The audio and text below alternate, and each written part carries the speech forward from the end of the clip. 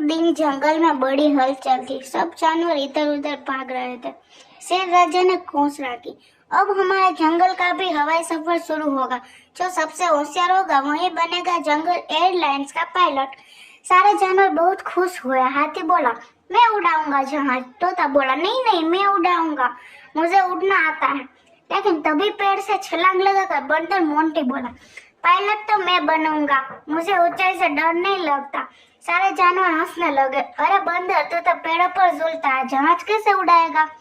Monty ने निश्चय किया कि वो सबको साबित करके दिखाएगा। उसने दिन रात पायलट की ट्रेनिंग ली। वो केले खाते खाते भी टेक ऑफ लैंडिंग की प्रैक्टिस करता। तोता उसे कंट्रोल टावर से दिखाता और हाथी इंजन चेक करता। कुछ हफ्तों बाद बड़ा दिन आया। जंगल एयरलाइंस की पहली उड़ान। सब जानवर हवाई पट्टी पर इकट्ठा हुए। मोंटी बंदर ने अपनी कैप पहनी, सनग्लास लगाया और जहाज में बैठा।